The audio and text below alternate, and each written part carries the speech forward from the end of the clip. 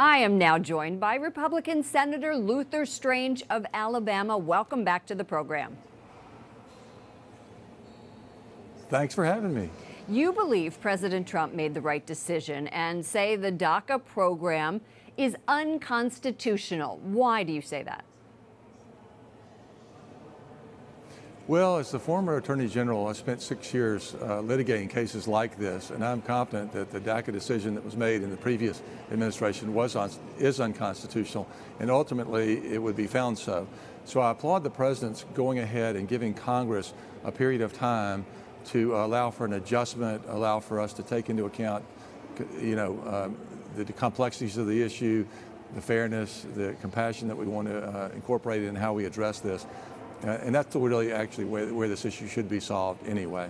Well, as you said, he has turned it over to you. And with all of the issues on your plate, on the agenda, is Congress going to be able to handle this one?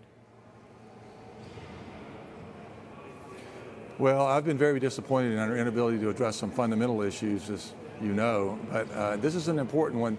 I think it goes hand in hand with a couple of other things that people expect us to do, like securing our borders. I think people have a lack of confidence that we're actually going to enforce even the existing laws. And so my hope is that this will focus Congress's attention. The President has given us an opportunity and we need to take it. I'm in the camp of those thinking that we can do more than one thing at a time. These are all very important issues that people care about, involve people's lives, and we've got to address them.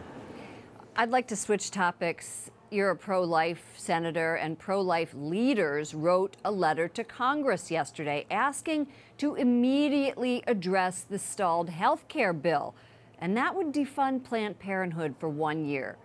What are you doing to make sure this happens?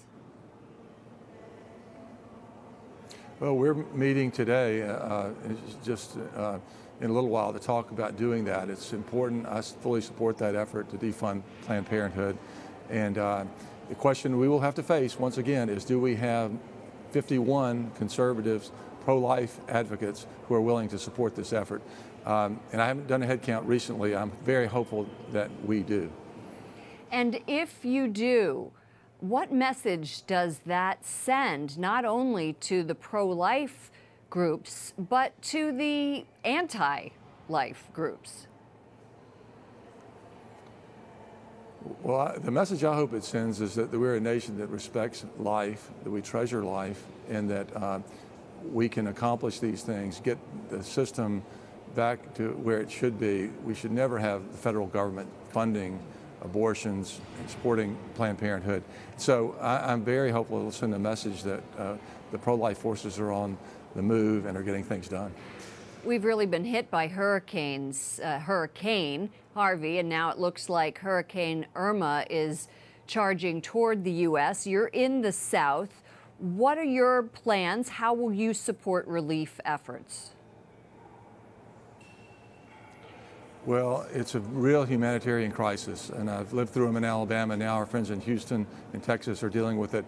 I plan to support the necessary supplies, financial and otherwise, for the victims. And then I applaud the President and the local officials in Florida for being proactive as they face a looming storm.